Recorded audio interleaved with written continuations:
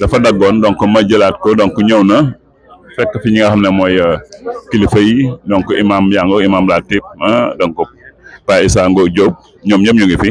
gars yi maa ngi jéggalu ci première live bi dafa dagg mais nag sant yàlla egsi nañ fi nga xam ne mooy le cimetière de Thiaroye-sur-Mer ak kilifa yi pour ñu mën a xool li nga xam ne dëgg yàlla mooy travaux yi fii jot am donc le ministère là donc ñu xool projet bi ñu koy présenté.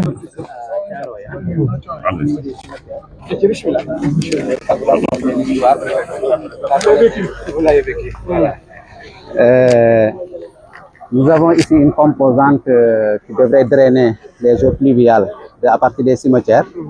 pour les rejeter à 400 mètres de la mer. Donc c'est dans le cadre d'une largeur de 1,30 m qu'on a fait. Voilà. Et c'est une composante sur un projet de 5, qui a 5 parties, dont 1 km à Thiaroye-Azur. Je crois l'autre disait qu'on n'a rien fait là-bas. J'ai réalisé 1 km à Thiaroye-Azur à 80% d'avancement actuellement. Il y a une partie un peu devant. Oui. Et, au niveau de SHS également, il y a un point bas drainé à Cité Avion Ouakam au niveau de l'aéroport. Et l'autre partie qui est à Unité 19 et Grand Médine. Ce sont les 5 entités qui composent ce projet de 700 millions. Okay. Voilà. Ici, nous avons dépensé. Ce que nous avons ici. Voilà. C'est ça, voilà. C'est les 5 projets. Voilà, dans le cadre des travaux de drainage des eaux pluviales. Des points bas à Dakar et dans les régions. Dans les régions aussi, on a quelques points à faire. Donc, nous l'avons entrepris pour 146 millions et pour une durée de 3 mois. Et là, nous sommes à 40% d'avancement. On a démarré le 7 avril. Le 7 avril, voilà. Et c'est prévu à clôturer le 7 juillet. Mais on va terminer, Inch'Allah, avant le 15. Oui, l'entreprise s'est engagée en fin de ce mois-là. Oui, c'est très atteignable. Oui. Voilà, le DALO est là, il a beaucoup avancé et ça permettra de drainer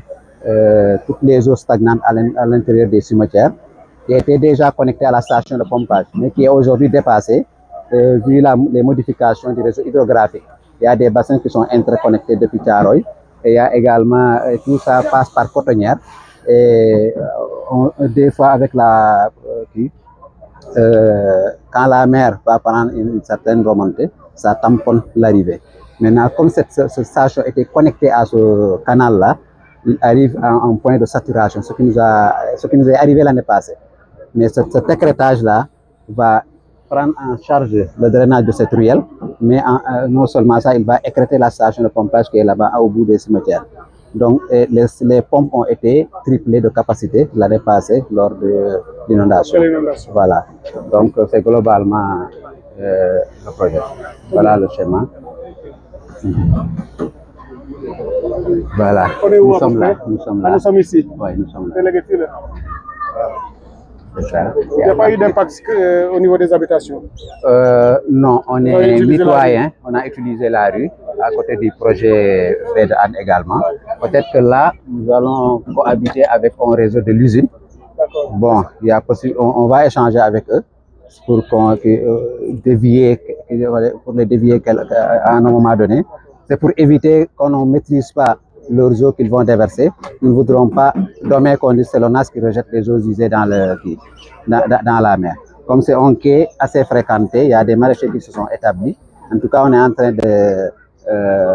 sensibiliser la population pour quand même qu'ils fassent tout pour ne pas pirater ce canal-là. Parce que sinon, ça va impacter l'économie des quartiers.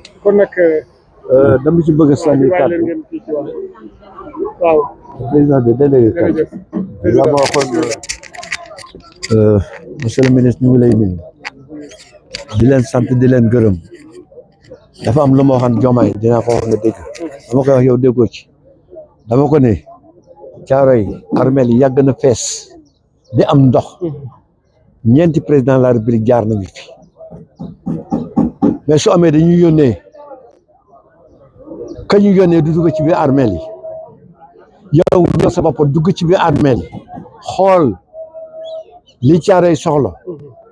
booba man sama kër ne le drapeau ma la ngay seen yaa ngi dégg ndox mi fii la si bi Diomaye demee 3 heures matin ma taxaw sama balcon xool gisatuma ndox donc man nag dañu olof bi dañuy wax dafa ay gaaf te ci yéen la tombé li ngeen def ci Thiaroye benn président def ko fi parce que ñun li ñu am mooy sunu armeel yii sani bàyyi tëdd ci ak sani maam président bu ñu soxal nag boo ñëwee da nga war a ñëw xool ñun sani jafe-jafe ci biir armeel mais président fi jaar yëpp defuñu ko waxuma ne baaxuñu de mais li Diomaye def la ñu mën a wax ay lébu la ñu teel ku ñu defal ñu wax ko bu ñëwee xool armeel yi la ci war mu def ko boo demee sama buntu kër ñu ko commencé kon xalaat naa ne nawetam ren du ñu am ndox segam ONAS a ngi fi yaa ngi dégg ONAS nag ba ñuy commencé lii woo nañu Mamadou mais mu ngi ma fekk sama bureau ci ville de Pikine bi ñu ma wooyee dama leen nañ ñëw ci Issa Diop mi mooy délégué de quartier bi nekk fi yaa ngi dégg yabal sama frère mu ñëw ñun amuñu payu état dañu bëgg na ngeen jàppale ñu ci Thiaroye yi ñun amuñu dul Thiaroye yi fi lañ juddoo ba toll ci juróom-ñett fukki at ak ñaar duñu xale yow nag dañ lay bëggee Cheikh Tidiane dañ lay bëggee ngir sëñ Babacar Si am na lu ma ci xam dañ lay bëggee ngir sëñ Babacar Si du ma wax Tiwaawan mais dañ lay bëggee ngir sëñ Babacar Si yal na yàlla jàppale yal na yàlla lii boobu bu dakkul Thiaroye dootu am ndox te ndox mi sonnal nañu ngeen baal naa xam ñu jox mooy bu bari mooy imam Mor Sall Niang porte-parole chef de village parce que mënoo leen a ñëw ba dem te borom dëkk bi di yor kàddoom wax kii taxawaayam dafa rafet Issa Diop Baye Issa mooy yore almeri suñu imam ratib a ngi nii comme ni mu ko waxee rek ni président déplacé woo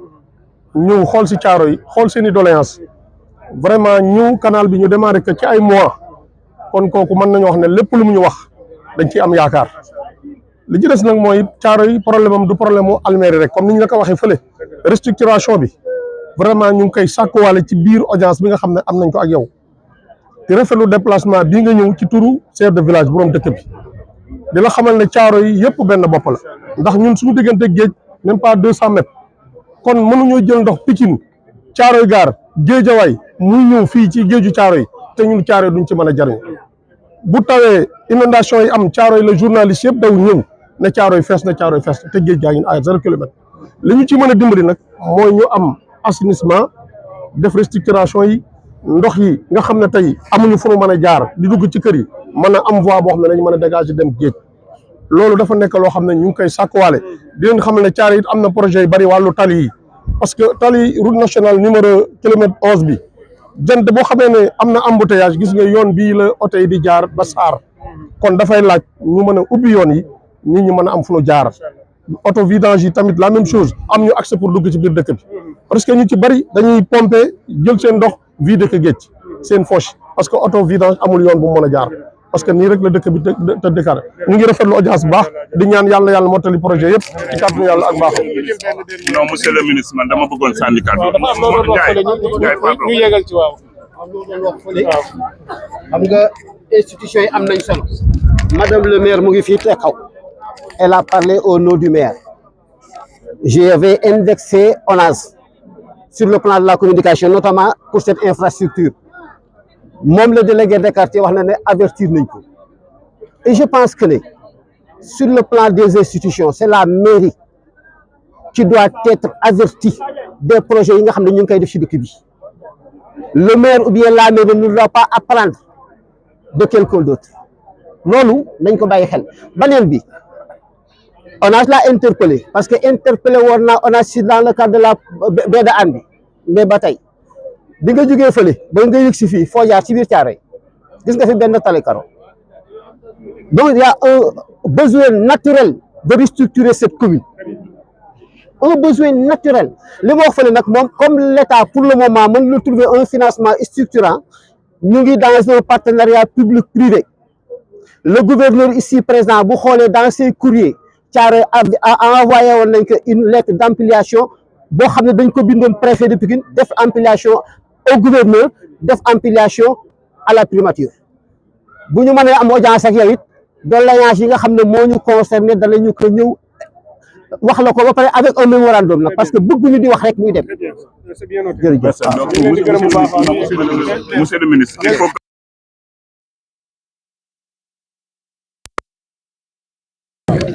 damay présenter je m'appelle Mamadou Fall. kan nga Mamadou Fall, di l'infatigable serviteur de la commune de Thiaroye-sur-Mer. journaliste. Je ne suis pas journaliste, mais je relaie toutes les informations ci visite yu mel nii fu ñu daje ak kilifa yi depuis le temps Macky Sall ci affaire de restauration fu ñu dem rek lépp partagé nañ ko population parce que li ngeen def ni ce sont les populations ñoom ngeen koy defal donc am na ñu tëdd seen i kër bi ay kilifa mënuñu ñëw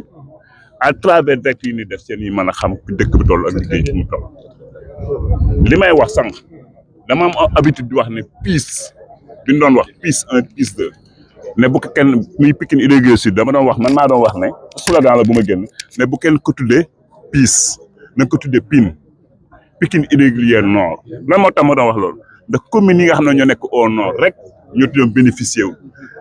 laisser en rade la commune bi nga xam ne moo tudd au sud mi la commune de Thiaroye-sur-Mer mais tey gis nañ ne mu ngi commencé am réparation donc loolu dañ koy saluer ñu yàgg nag nekk ci xeex bi ci la restauration urbaine de Thiaroye-sur-Mer doon dem direction de l'urbanisme créer fi coordination des acteurs préfet bu fi jaar yëg na ko beneen préfet bu fi nekkaat yëngu ñu toll fi nga toll nag mooy phase finale ci la restauration urbaine de Thiaroye-sur-Mer def nañ audience publique yi def nañ marquage des maisons def nañ lu lépp ba xam nañ kër yi impacté yëpp foofu la ñu tolloo ñu war a toll nag ci commission dépense préfectorale ànd ak le préfet Pikine boobu ba léegi nag wax dëgg yàlla dafa am na benn suggestion boo xam te ne monsieur le ministre dama leen koy jox en tant que citoyen en tant que patriote de mon pays que ne y a 3 ministères yoo xamante ni ils doivent travailler en synergie pour que yu bëri mën a dox muy le ministère de l'urbanisme de l'hydraulique et de l'environnement ñetti ministères yi ci ñu mel dëgg la ñu war a ànd en synergie pour liggéey yi mën a mucc ayib am nañ yaakaar nag ci partenariat public privé bi nga xam ne moom la ñu indil caare di ci waxtaan pour à ce que ñu mën ci d'accord ba nga xam ne dinañ mën a restaurer li nga xam ne mooy la commune de Thiaroye-sur-Mer. Je vous remercie vraiment de votre moom mooy mu tontu ci communication bi surtout yokk ko rek laay wax. Voilà. mu wax ci mais dinaa ci ñëwaat. Merci monsieur le ministre di la gërëm di la sant ci turu Seyni Dieng directeur général de l'ONAS qui est empêché aujourd'hui ci ay charte yu leer lu ma jox fépp fu may intervenir ci parce que à l'échelle nationale DG nee na ma faut se rapprocher de l'administration fii nii bu ñuy tàmbali fii le préfet a été informé il a été averti informé le maire aussi nous l'avons saisi il a délégué et à la personne qui est là. On a même fait des interviews sur site. On a fait une visite de terrain avec la mairie avant de démarrer et les délégués. Donc, bon, suñu ne yëguñu peut-être xëy na ñëpp yëguñu mais mairie saisir nañ ko amul fenn fu may intervenir te jaaruma ci le préfet de Pikine. Très bien, très bien. Loolu dama koy dëggal mais plus insister parce que ndigal la bu ma leen di jox tout le temps nee naa leen fépp fu ngeen di dem seen xalaat nu mu mën a toll ci technicien wóolu nañ leen ci seen xam-xam mais nee nañ leen bu ngeen di liggéeyi dem leen ngeen woo nit ñi war a fekkee ñëpp fekkee ñi war a xam ñëpp xam ngeen jaaree ko fu ngeen ko jaaree moo tax sañuñu ñëw di intervenir te binduñu maire yi jaar ci sous-préfecture jaar fépp fu ñu war a jaar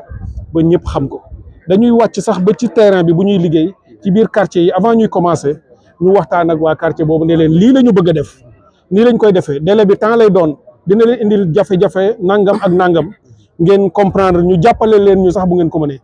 mooy instruction yi ñu leen jox te ñu ngi ciy góorgóorlu daf di nag communication du doy loo ci def rek mën nga koy yokk ñu ngi def déjà li ñu leen sant waaye dama leen di wax nañu koy yokk fii nag dañuy sant yàlla bi ñu fi dajewaatee tey di feddali li nga xam ni kilifa suñu kilifa jël na ko ci engagement xam ngeen fekkee ngeen ñëpp bi ñu ànd ak président de la république ñëw fii di xuus ci ndox mi fii bokk na ci site yi gën a am importance pour moom parce que moo sol dàllam ñëw ba fii ànd ak ñun jox ñu instruction ñu doxal ko ci taxawaay mu yóbbu ndox mi mënuñu def leen nag ay ouvrage yoo xam ne dina régler problème bi ba mu jeexee ñu nekk ci kon bu ñu demee danañ ko rendre compte ne ko Thiaroye ba nga demoon yàlla rek nag moom moo mën suñu kéemtal lay kattan def nañu ko ci li état am ci ay moyens def nañ ko taw nag yàllaa ko moom quantité ba muy wàccee ak na ma koy wàccee xamuñu ndax jafe-jafe mën naa amam déet waaye li ñu mënoon def mu sant ñu ko mooy lii ngeen di gis muy résultat te gis nga nee na délai bi ne woon nañu juillet waaye weer wii balaa moo jeex fin mai entreprise bi waxtaan nañu ak boobu nee na leen dina jeexal liggéey bi danañ ko def nu mu gën a mucc ayib pour que loolu ñu régler ko su jeexee ñu jàll ci leneen li ngeen wax ci restructuration dégg nañ ko am na kilifa yi dégg nañ ko ñu ngi koy topp jox nañ ci ay ndigal ministère yi ko war a jiite en urbanisme parce que mooy tête de file mais li nga wax ci recommandation mooy li am ñun lépp lu ñuy def dañuy def synergie dañuy décloisonner ministère de l'urbanisme dina jiitu ndax mooy yor boobu dossier waaye assainissement dana ko jàppale environnement dana ko jàppale ndax loolu mooy tax ñu mën a am ay résultats yu am impact bu ku nekk tëjoo rek def ni lii moom maa ko war a def yem ci du ñu am li ñu bëgg a def mais ndigal yi ñu jot ci suñuy kilifa président ak premier ministre bu koy topp mooy nañuy waxtaan ak nit ñi nañuy décloisonner nañuy fexe ba lu ñuy def ñu dugal ci loxooy askan wi te ñuy def lu am impact nekkatuñu rek ñëw naan def nañu nangami million wala milliard ci tel projet dañu bëgg bu ñu ñëwee ñu ne lii mooy résultat concrètement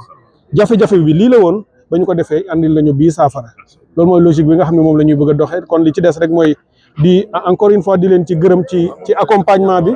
voilà ci jàppale bi ngeen ñu jàppale xam ne daal ñu ngi fii à votre disposition seeni ndaw lañu lenn rek la ñuy doyee état askan mooy moom état lenn rek la koy doyee mooy mu nekk ci ay jafe-jafe état ñëw trouver ko ay solution gàttandu fexe wala jiitu fexe ba yeneen problème dootul am loolu rek la ñuy doyee état te loolu ñu ngi ci guddeeg bëccëg mooy ndigalu président mooy premier ministre ci turam ak premier ministre ñu ngi leen di gërëm bu baax yéen itam ndax metti woon na daaw ñun ñëpp ko gisandoo ñu ñëw def suñu kéemtalaay kattan nañu ànd ñaan yàlla mu dimbali ñu ba ren jafe-jafe boobu teggi ko ñu mën a jubluwaat ci beneen ainsi de suite donc ñu ngi leen di gërëm bu baax a baax ci taxawaay bi. wax ci kàddu ñaan. asalaamaaleykum ñu ngi lay dalalaat xam nañ dëkk bi dalal na la waaye ñu ngi beesal di am mbégte bu baax xanaa répétition dafa mënul ñàkk waaye li ñu waroon wax ci mbokk yi ma jiitu wax nañu dañuy feddali rek ñaari problème la état Thiaroye am mbokk mi wax na ko mooy armée yi ak gi restructuration bi tudd gi yàlla na yàlla fay kontaan nañu daal waaw parce que lii wax dëgg yàlla ku waxal yàlla xam ne ma su fi am président yi fi nekk yëpp seeni premier ministre jaar nañ fi mais dugguñu sax ci armée bi ci buntu bi lañ taxaw wax li ñuy wax dem seen yoon waaye nag ñun am nañu courage bu toll ni la Serigne Abdou Lahad waxoon la ñuy wax ku la defalul dara duma la gërëm da ngeen ñu defal moo tax dañ leen di gërëm yàlla na yàlla rek gën a def seen kattan yokku mais du ma jeexal te sant ba ouvrier yi nga xam ne ñoo fi nekk di yore liggéey bi yàlla na yàlla fay leen man gis naa ne ñu ngi def seen c'est des professionnels yàlla na yàlla eggal jërëjëf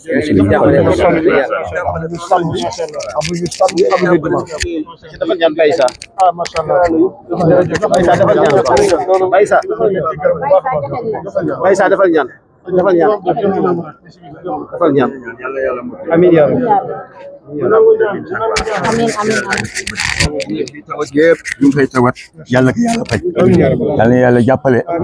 man daal ku bëgg ku am diine dëgg da ngay bëgg sa dëkk am yu dëkk bi nag yàlla na yàlla jàppale ñu jàng fari sal fati a'uuzu billahi mina shaytaani rajim bismillahi rahmaani rahim alhamdulillahi rabbil alamin arrahmaani rahim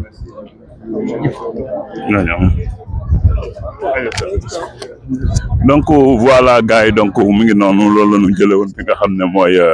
ci visite bi donc ñoom dañuy retourner dañuy delluwaat ci yeneen gox yi daama ngoog donc ONAM moom it jaadu nañu sànni ka kàddu le protecteur des petits enfants. gars yi pare nañ te damaa war a gisee ak préfet parce que dañu amoon benn cas démb quoi. waaw bon xaaral waaw bon xam naa moom am na leen donc daama ngoog gis ngeen caaru gépp a ngi fi donc vraiment c'est ça ñun li leen bëgg donc kon xanaa ma dugg ci kër gi ndax ma mën a gis ma def quelques réglages ci li nga xam ne mooy direct bi voilà donc maa ngi jiite mu dugg ci kër gi pour mën a gis bu baax li may jël voilà.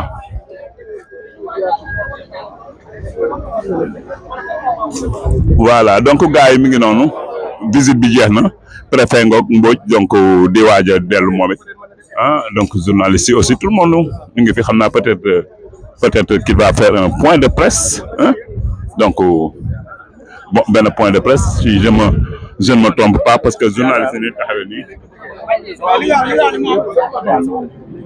le journaliste yi taxawee nii cadre seen appareil dama yaakaar ne dafay def point de presse mais fekk daf koy def rek ñu jël ko aussi donc aussi le CB de Thiaroye est là donc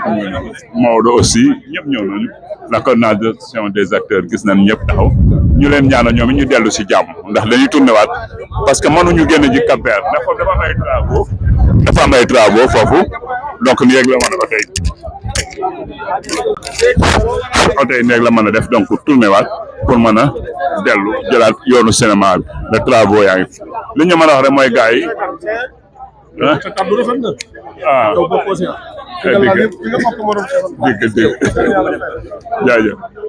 jaajëf donc mi ngi noonu kaddu yi ndax kaddu yi dari kaddu dëgg muy loolu ñu dund ñun ñëpp ñu xam ko booy seet kaddu yi fi jóg yëpp ci même lancé bi la Thiaroye xam na li mu bëgg waxoon na ko fii ba président di ñëw di taxaw fi restauration rek moo ñu ci mën a génn ñu ngi nag ci benn partenariat public privé boo xamante ni ci seen bëgg waxtaan ak état pour mu mën a sotti ci jàmm donc yal na ko yàlla sottal day duré nag lan wax ndax nee nañ li ñu wax donc budget boobu nekk fi ñu ngi xool partenariat boobu nga xam ne mu la bëgg a doxal muy partenariat public privé pour mën a sottal loolu nag ñu ngi ciy waxtaan ak commission bi ñu teg biir Thiaroye pour gën ko yaatal gën ko kii donc ñu mën a continuer waaw donc xam naa damay continuer jël fële mais dama continuer fële ndax xam naa fële lay xool rek non après day génnaat ñoom ñooy defaat donc ñu dem ma xool jël ko aussi donc mi ngi noonu gis ngeen les travaux sont là donc travaux yaa ngi ndox bu bari donc nawetu ren bi moom yaa nañ ci yàlla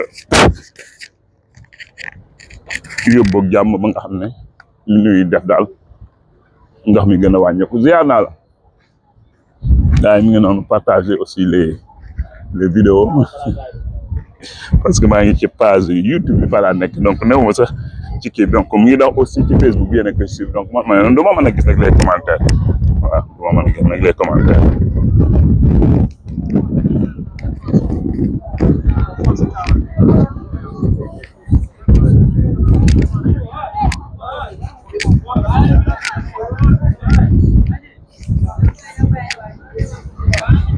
donc rek ma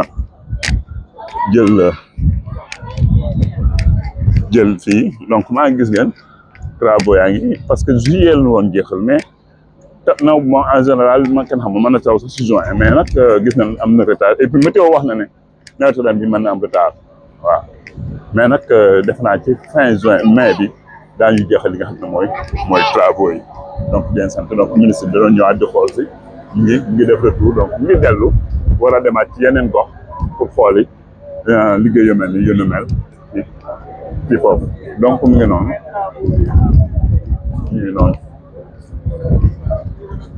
Assane dégg naa la ko yaa ngi si kaw jaajëf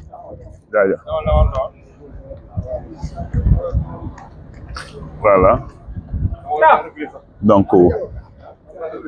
ñu ngi ëññeeku parce que normalement da lu bëgg a dem mbaaw war na mën a jaar nag continuer génn ci Cap-Vert mais foofu travaux bee ànd aussi tali entre Cap-Vert boobu yooyu yëpp dañ ko gas donc demal li ma jaar ñoom lay defar demi pour dellu jaar fi nga xam ne mooy génn cinéma ànd ak sous-préfet Mbodj mu yóbbu leen ba foofu Mbodj aussi doon koy sant bu baax a baax sous-préfet di ko ñaanal yàlla na ko yàlla gën a jàppale ministre bi nag journaliste la ma ne kon du ma journaliste télé ci poste nañu yor mais télé ci poste nag yoo xamante ni wax dëgg yàlla ñu yor ci respect ak ci cër waaw du yi nga xam ne moom la gars yi def seen i live wax lu la neex saaga ku la neex xal ko ñu dépassé nañ foofu ñun daal li ñu ciy def mooy l'intérêt de la communauté Thiaroye-sur-Mer taxaw ci taxawu ma sëg nag waaw liñ ci war a aussi wax ñëpp jël nañ ci kaddu yi fi jaar yëpp ku ne rafetlu na ko ku ne xam na ne ñii li ñuy wax maîtriser nañ ko le ministre lui-même c'est que na ñii li ñuy wax xam nañu ko maîtriser nañ ko dox nañ ci waaw loo doxul nag wala loo fekkewul loo ca mën a wax lu bari mais xam nañ ci lu bari donc fi ñu toll aussi ci restauration wax nañu ko phase finale la ñu toll yàlla nañ ci yàlla defal xéwal donc gars yaa ngi noonu vraiment donc mi ngi noonu yaa ngi intervention bi rafet na ah Kazaliko Moussa aussi kàddu rafet na imam Moussa la ñoom ñëpp vraiment donc mi ngi noonu ñun nag fi la mën a yam ñoom ñu bàyyi la ñu dem ci yeneen commune yi donc Paye Issa ngi noonu la délégation Cheikh maa ngi leen di ziar imam maa ngi leen di ziar amin jërëjëf Paye Issa Diop jërëjëf donc mi ngi noonu préfet aussi préfet maa ngi yow sunu ànd fi léegi bëggoon na ma laa gunge ba mbaaw nag mais allez ba beneen la incha allah donc préfet ngi dem ministre a ngi dem donc mu ngi noonu nijaay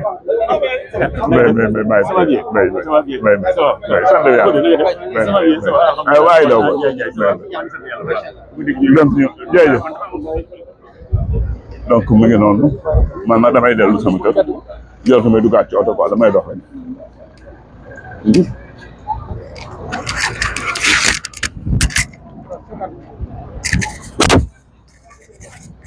waaw sama monsieur bi lay war rek xam naa yàlla mu des yoon jaajëf bëggee jaajëf donc mu ngi noonu donc man je retourne à la maison SM ba cinéma waaw baax na man maa ngi daw allez préfet bon dund allez jaajëf allez xewal jaajëf allez SM donc mi ngi noonu ñoom seen oto laa duggoon ça peut dire ma njëkkoon intimé gisaatuma leen sax man mais nag gars yi xam naa dama ciy profité fi ma toll nii ma profité ci aussi wan leen li nga xam ne mooy jaayef Pape Sowa wan leen li nga xam ne mooy travaux yi nga xam ne les frais de Thiaroye-sur-Mer ñu ngi koy def ànd ak partenaire di carotte yi nga xam ne mooy préau ak defaraat li nga xam ne mooy deuxième morgue bi parce que morgue bi defar nañ ko donc ñu ngi ci deuxième morgue bi pour des fois ngay amandoo ñaari néew jigéen ak góor donc lañuy defaraat beneen morgue boo xamante ni góor ñi mën nañ sang fi jigéen ñi sang fi des fois nga tombé ñaar yuppi xamee nañ fi nga xam ne mooy alentouru jàkk ji macha allah fi nga xam ne nag teen yi jullee ñi nga xam ne mooy way dawlo yi kalo nañ ko ñu ngi ci liggéey bi ñu ngi ci kaw aussi di def étanchéité bi gis ngeen donc travaux yi mu ngi noonu dañ ci profité rek ndax taxuñu woon a jóg mais comme ñu ngi ci frais aussi ñu amaat dugg rek pour wane ko dëkk bi ñu gis ne Thiaroye bu ànd bi dëgëree rek li ñu bëgg daañu ko am gis ngeen dañ koy pavé rafet na karo yi ñu ngi ci pareegul gis ngeen fi nga xam te ne tëral néew yi yàlla na yeex ñu ngi sur ku ci gën àdduna ñu war a denc fii leen lay tëral donc muy bërëb boo xamante ni bërëb bu jara aussi sàmm la bu jara sellal la bu jara respecté la ñu lay ziar donc foofu lañ koy tëjee gars yi di wax ne c'était la visite du ministre de l'hydraulique Cheikh Tidiane Dièye dans la commune de Thiaroye-sur-Mer ñëw na fekk na fi kilifa yi ki ko waroon dalal nag dafa nekk tukki bi monsieur le maire El Mamadou mais nag nit bu nekkee ci dara buy dem dafay am intérim am ñu assurer l'intérim donc moom ak son premier adjoint yëpp dañu dem fi nga xam ne mooy